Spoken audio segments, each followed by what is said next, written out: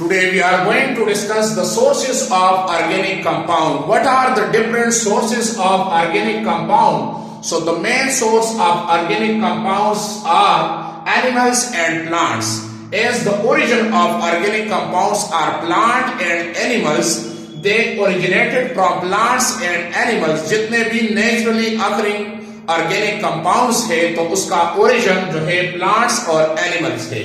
So animal sources क्या है? जो प्रोटीन्स, जो पेट्स या ऑयल हम लेते हैं एनिमल से, तो वो कौन कौन से हैं? तो प्रोटीन बेसिकली जो है एग्स से हम जो है लेते हैं, मटन से लेते हैं, चिकन से लेते हैं, बीफ से लेते हैं और फिश से लेते हैं. So these are the animal sources of protein. अगर हम पेट्स या ऑयल की बात करें सो वो हम लेते हैं मिल्क से, बटर से, चीज से.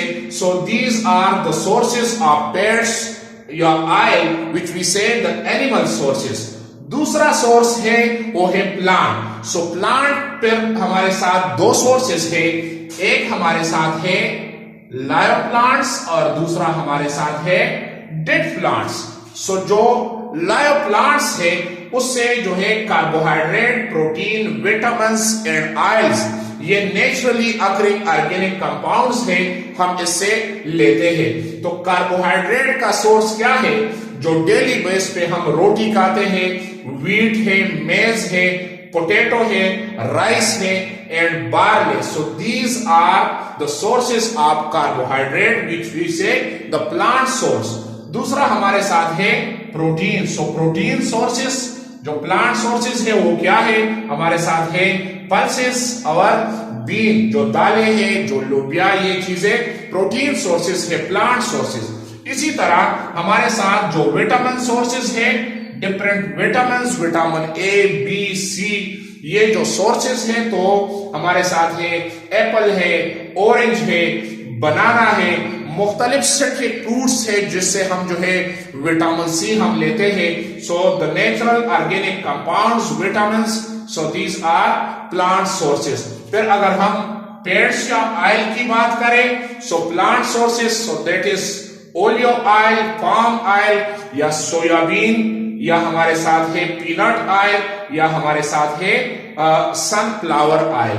दूसरा हमारे साथ है डेड प्लांट्स. डेड प्लांट्स जो ये सोर्सेस जो कोल है, पेट्रोलियम है या नेचुरल गैस है, ये एनिमल से भी जो है ऑब्टेन होते हैं.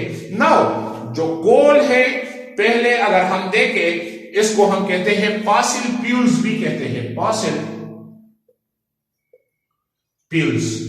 ये एनिमल सोर्स से भी हासिल होते हैं और डेड प्लांट से भी जो है जब 1000 या मिलियन ऑफ ईयर इस पे जो है गुजर जाते हैं प्लांट्स, डेड बॉडी, बुरीड एंड साइल, तो फिर जो है वो कोल में तब्दील हो जाता है, वो जो है पेट्रोलियम में तब्दील हो जाता है, या उसको हम कहते हैं नेचुरल गैस.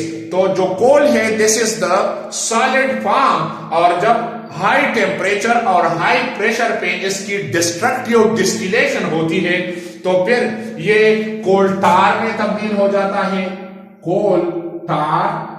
फिर ये हमारे साथ कोल गैस में तब्दील होता है और ये हमारे साथ कोक में by destructive distillation. So a source of fossil fuel जो जिसका डोमेस्टिक यूज इन तीनों का जो है हमारे साथ और इंडस्ट्रियल यूज.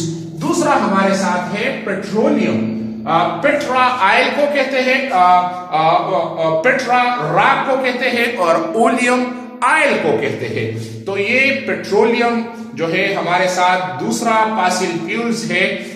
पेट्रोलियम यही तरीका है डेड ऑर्गेनिक मैटर जो प्लांट्स की डिकम्पोजिशन होती है और फिर जिस तरह कोल बनता है तो ये लिक्विड हालत में बनता है जिसको हम कहते हैं लिक्विड गोल्ड भी जो है ये इसको हम कहते हैं. और तीसरा, और ये हमारे साथ जब इसकी प्रैक्टिकल डिस्टिलेशन होती है तो हमारे साथ इससे पेट्रोल, केरोसिन ऑयल, डीजल, ये मुख्तलिफ प्रोडक्ट्स हमारे साथ फिर इससे बनते हैं. तीसरा हमारे साथ है natural gas. This is also a fossil fuel having great domestic use and as well as industry use.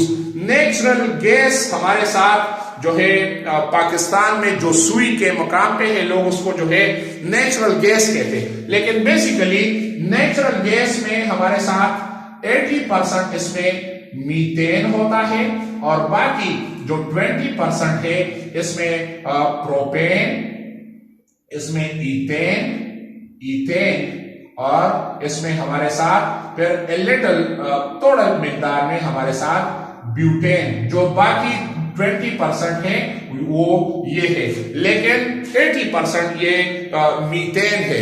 फिर इसका जो है as a source of fuel, energy का भी जो है ये जरिया है, और जिसको हम हमारे साथ जब ये कंप्रेस हालत में होता है, जब जो गाड़ियों में इस्तेमाल होता है CNG, कंप्रेस नेचुरल गैस।